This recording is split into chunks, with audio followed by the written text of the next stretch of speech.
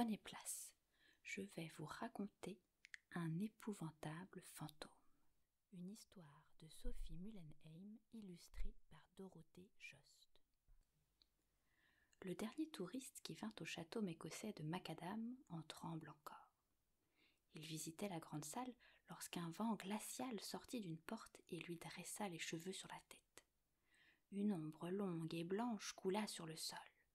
On l'entendait respirer bruyamment et il se dégageait d'elle une insupportable odeur de pourri. Le visiteur fut pris de furieux tremblements et lorsque le fantôme lui montra son visage cabossé et grimaçant, il hurla si fort qu'on l'entendit jusqu'en Chine.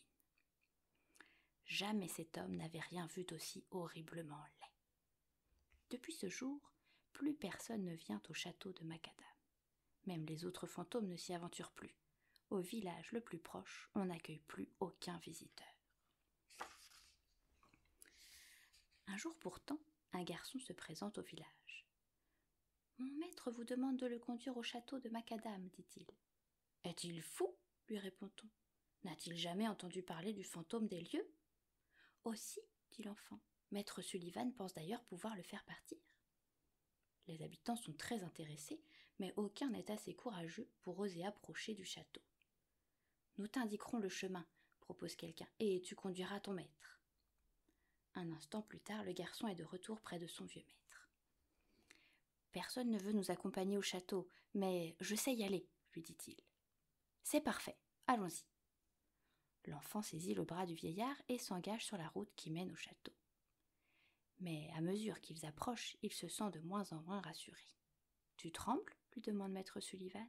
« C'est que, balbutie le garçon, c'est qu'on raconte sur le fantôme de Macadam est si terrible. Le château est-il encore loin ? Après ce tournant, on devrait l'apercevoir. Alors retourne au village, ordonne maître Sullivan, et reviens me chercher dans 3 heures. » L'enfant ne se fait pas prier. Il prend ses jambes à son cou et détale à toute vitesse.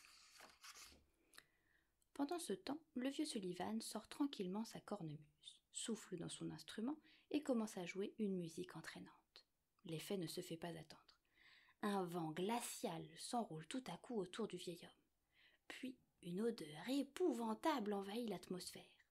Maître Sullivan continue vaillamment de jouer. L'ombre du fantôme de Macadam s'approche et gronde tout à coup. « Qui ose me déranger ?» ?»« C'est moi, » répond calmement maître Sullivan.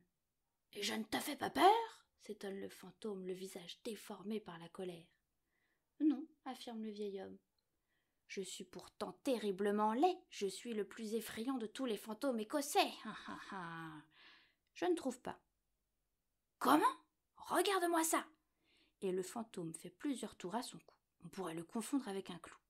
« Je ne trouve pas que vous soyez si laid que ça, » répète maître Sullivan. « Tu mens !» rage le fantôme, très vexé.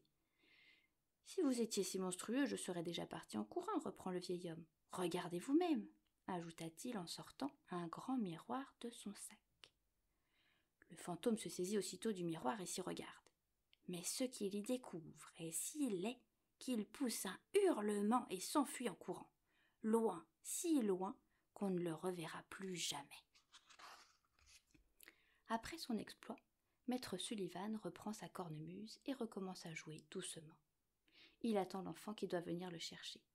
Sans lui, il ne saurait aller nulle part, en effet, car le vieux maître est aveugle.